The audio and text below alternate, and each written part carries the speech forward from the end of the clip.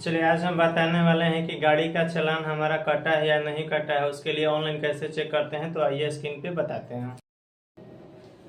Google पे आके सरकारी सीएससी सर्च करेंगे। यहाँ पे फर्स्ट वेबसाइट खुल के आएगी, इसको हम ओके करेंगे। ओके करने के बाद यहाँ पे सरकारी काम पे क्लिक करेंगे और सरकारी काम पे क्लिक करने के बाद नीचे आएंगे और यहाँ पे हम देखेंगे लिखा होगा चालान चेक करें। यहाँ से इस पे ओके करेंगे।